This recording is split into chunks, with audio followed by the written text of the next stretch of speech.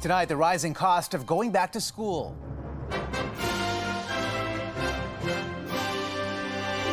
A real-life math lesson before classes even begin. It impacts global pricing, including those into Canada. Tallying up the impact of tariffs on school supplies. Tens of thousands of workers in Western Canada on the brink of major job action on this Labor Day. What a roadmap to a resolution could look like after months of labor unrest. And what a CEO is now saying about this. Breaking his silence after snatching a precious keepsake from a young tennis fan.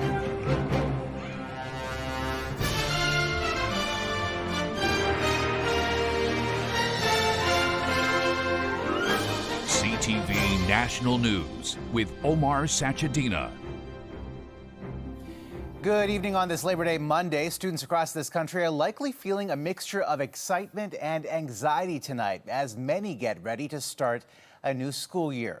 For many parents, it's also meant added financial stress to get their children ready. CTV's Alison Bamford on how this year back to school is costing more.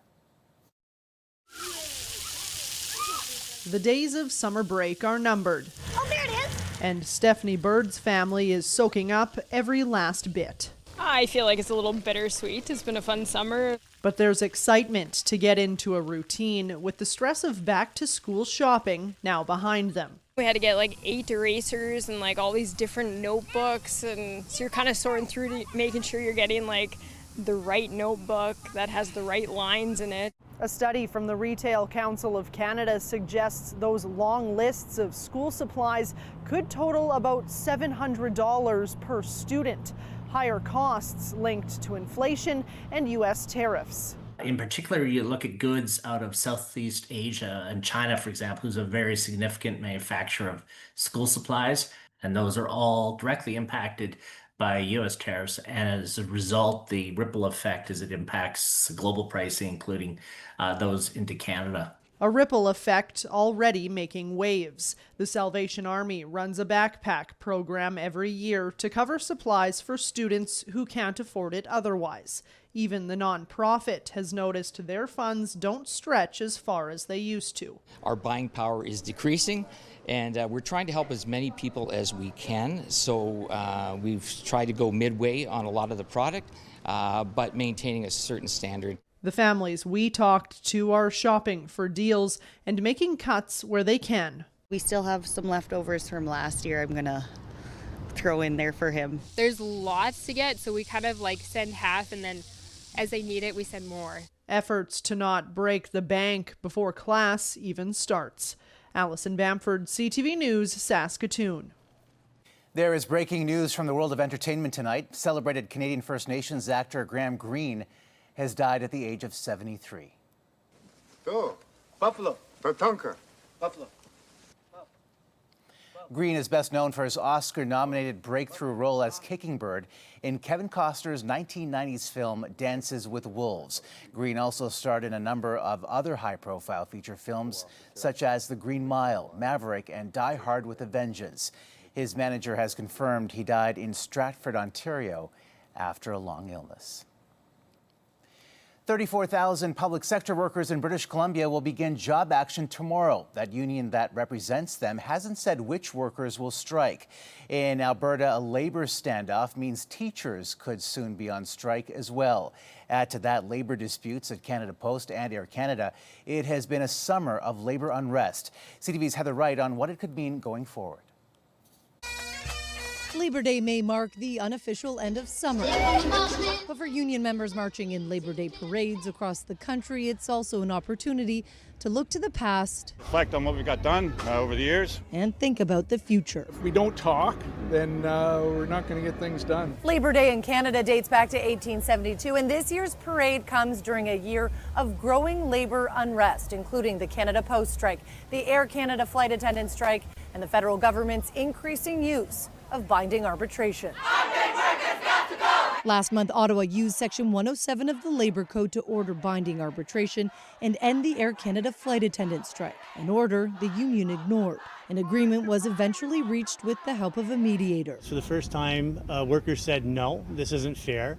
They're abusing Section 107 of the Canada Labour Code. Stephen Tufts is a Labour professor at York University and says the government needs to rethink how it uses Section 107, as some businesses have come to rely on it to end strikes rather than bargaining. They stopped developing any other strategy to deal with workers.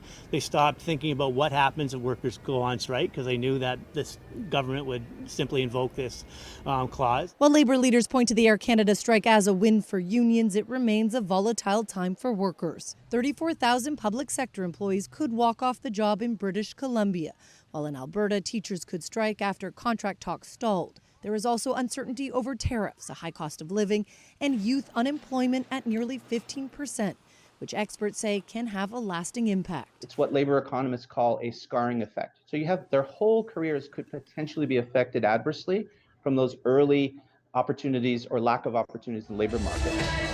And so while today is a day to celebrate workers, it's also a reminder there's more work to do. Heather Wright, CTV News, Toronto.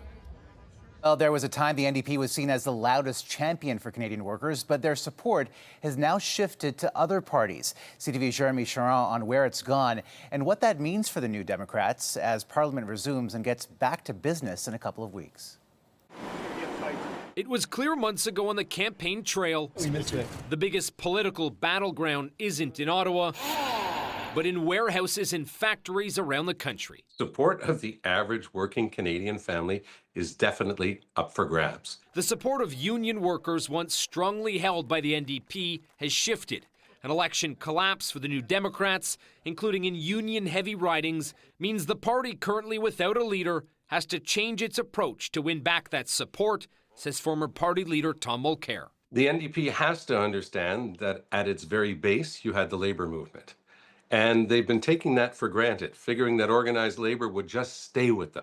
But they didn't, and both the Liberals and the Conservatives are looking to keep what they took from the NDP. Conservatives increasingly have realised how to speak to these voters better. Former communications director to Conservative leader Pierre Poilievre, Ben Woodfindon, believes the Conservative Party has connected best with working-class voters. I think the Conservatives have a real opening here to kind of really solidify their place with these working class voters and show that they are the party that has workers' interests. Well, the Liberal Party is trying to make that pitch too. I think it's about understanding how the labor movement has changed as well. Though the government's intervention in countless work stoppages, Air Canada being the latest, has earned them criticism from some public sector unions, something this strategist says they'll have to face. It's really about being honest and creating those relationships that maybe weathered under Justin Trudeau. The latest data from Stats Canada shows there are more than 5 million unionized workers in the country, a number parties are keenly aware of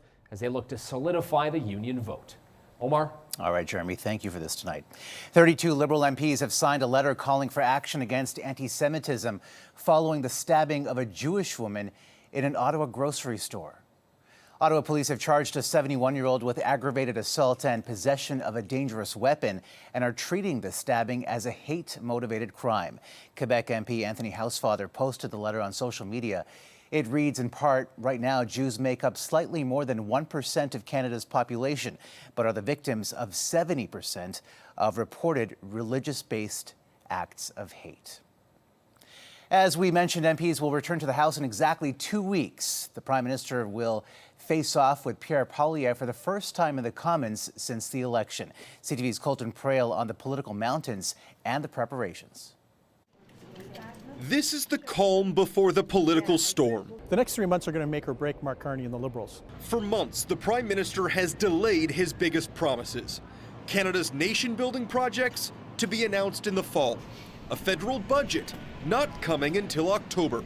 Now, with Parliament back in just 2 weeks, sources tell CTV News Mark Carney will meet with both his cabinet and his caucus to prepare. I think the message will be, keep your focus where it ought to be focused. That is on economic opportunity, that is on building, that is on delivering, and that is on jobs and growth. But it won't just be the Liberal Party Carney has to answer to. For the first time, he'll face questions from Pierre Poilievre in the House of Commons. He destroyed a previous Liberal Prime Minister, Justin Trudeau, in the House of Commons and through his activities, so he should not be underestimated. Jobs, the economy, and crime are likely to be targets for the Conservatives.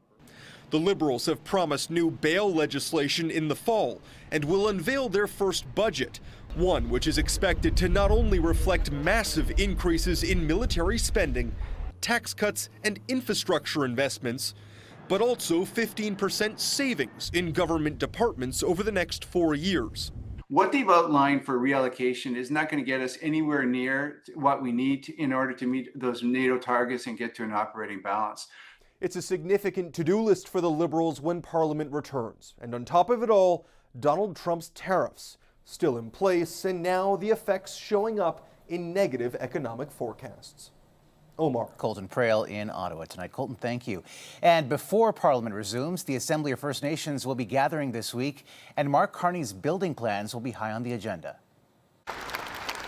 Indigenous leaders from coast to coast will meet in Winnipeg starting Wednesday, with the discussion of the major projects law expected to dominate. I look forward to chiefs having those discussions and to hearing their thoughts, their views. The AFN's national chief says it will be an opportunity for chiefs to plan their response to the recently passed Building Canada Act, which many Indigenous groups say was done without adequate consultation. Canada's wildfire season, already the second worst on record, is showing no signs of slowing down. In the Northwest Territories, 90 are out of control, prompting evacuation orders of 2 communities. Across BC, thousands of lightning strikes have sparked new fires in the province, nearly tripling in a matter of days. As of today, around 160. But there is some relief in Newfoundland and Labrador, where there is currently only 1 out-of-control fire burning. To a high-stakes summit overseas now, the leaders of China, Russia, and India trying to send a message of defiance to Donald Trump and the West. India's Narendra Modi and Russia's Vladimir Putin seen together after Trump slapped steep tariffs on India for buying Russian oil. The 2 leaders even held hands and shared a car ride together. Even with simmering tensions between them, the countries gathering in China are trying to show they can collaborate. That with what's going on in the White House in Washington, that they are at the stage where they will benefit if they work more closely together. North Korea's Kim Jong-un is also on his way for the summit in China. In other international news, Israeli airstrikes have killed at least 31 people across the Gaza Strip, according to local health officials, as Israel pushes ahead with a major offensive in Gaza City. This as there was new condemnation of the war today. The International Association of Genocide Scholars, which has about 500 members worldwide, including Holocaust experts, says, quote, Israel's policies and actions in Gaza meet the legal definition of genocide. Israel called the accusation a, quote, embarrassment to the legal profession and rejected it. More than 800 people are dead and 2,800 injured following a devastating 6.0 earthquake in Afghanistan. Thousands of homes, roads, and villages were destroyed as rescuers struggled to reach remote areas due to mountainous terrain and rainy weather, a region where people live on less than $1 a day.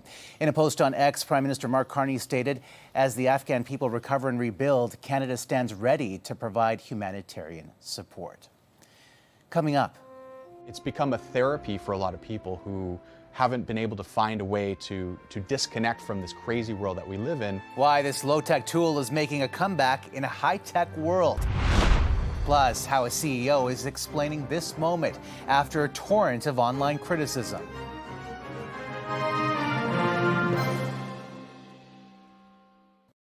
Hundreds of people lined a neighborhood in Brantford, Ontario to cheer on young racers in the city's 69th annual Labor Day Soapbox Derby.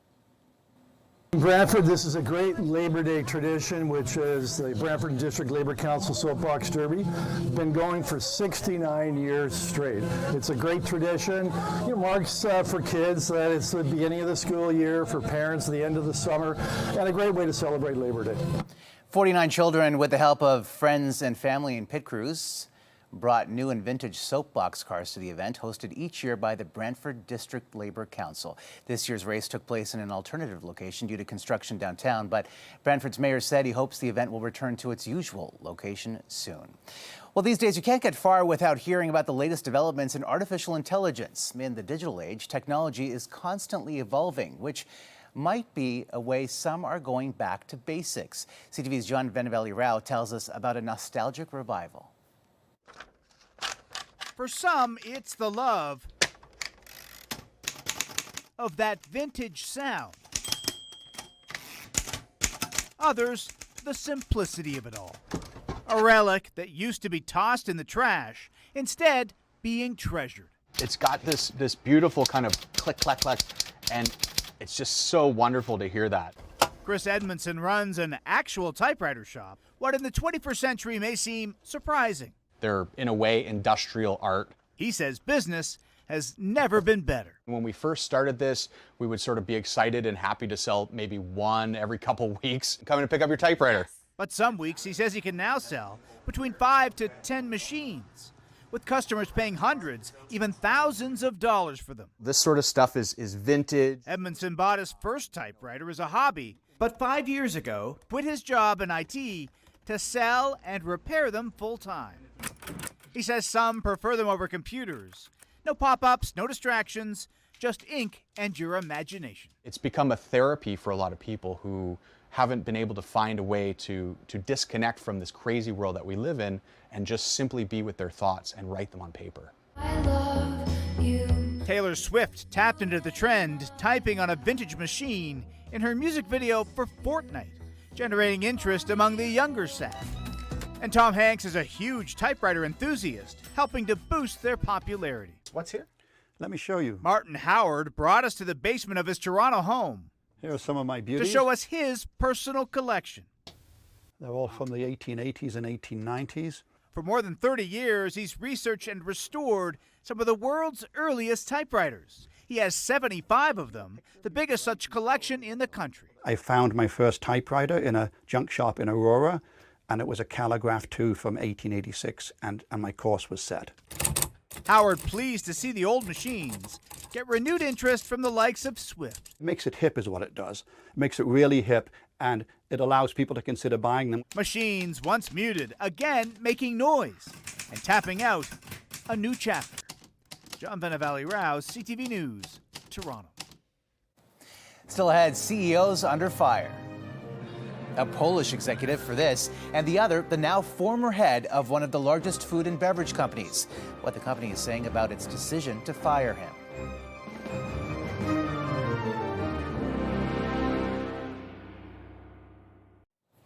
Another exciting day of doubles action at the U.S. Open as the dynamic duo of Venus Williams and Montreal's Leylah Fernandez continues their magical run.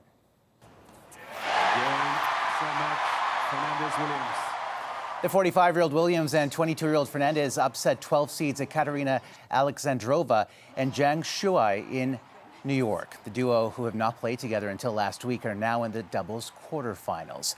And Montreal's Félix Auger-Aliassime is continuing his dominant performance on the world stage, having soared past the tournament's round of 16.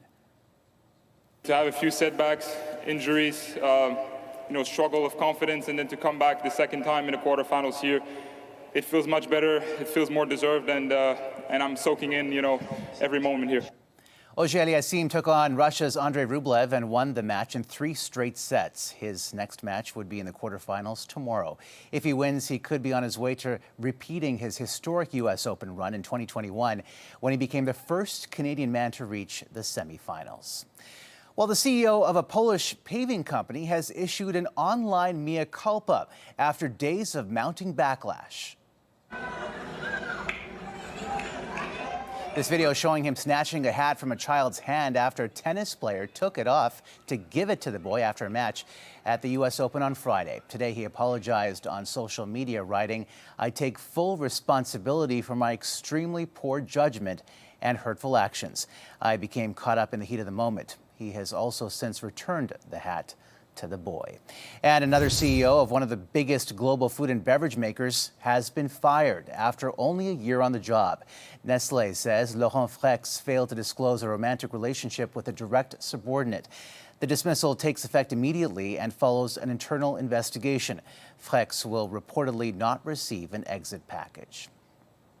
And a scary moment at a BC park after a black bear got frighteningly close. An online video shows the animal entering Burnaby Mountain Park this weekend as people were sitting on the grass. Everyone was able to flee. Conservation officers were alerted and set up a trap, but the animal has not yet been caught.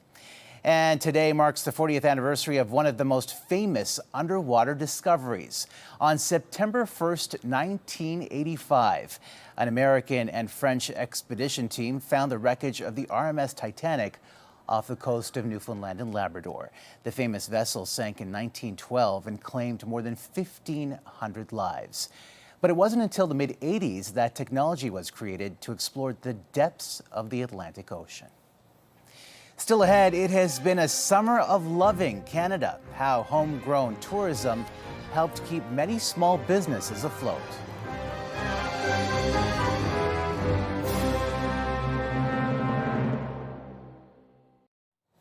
For many Canadian families, Labor Day marks a late summer reset, prompting reflections of a season that always seems to go by so quickly in this country, and reflections that also look to the future. Here's CTV's Maria Saru.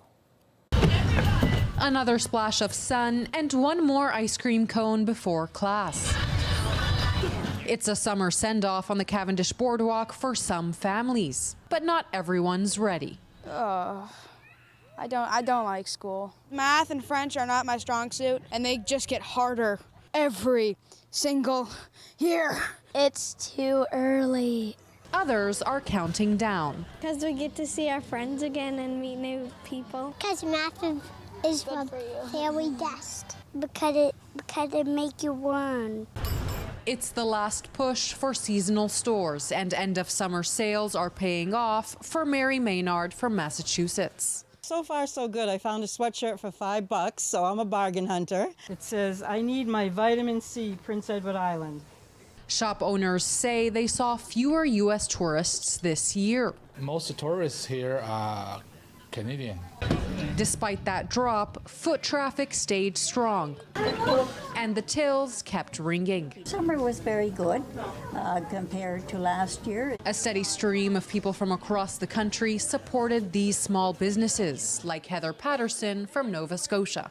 This is our annual trip. And visitors are still rolling in. We just got here basically for the nature, for the sea. Islanders and tourists don't have to hang up their flip-flops just yet. The Cavendish Boardwalk will be open a couple more weeks for another scoop or stroll. Maria Saru, CTV News, Cavendish, Prince Edward Island. And that is a snapshot of this Labor Day. To everyone preparing for back to school tomorrow, have a great first day. And for all of us at CTV National News, thank you for watching. Good night, and see you tomorrow.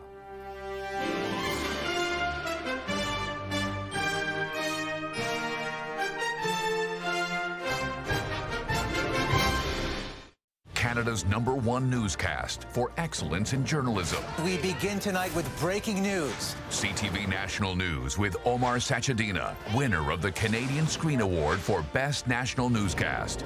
Watch weeknights at 11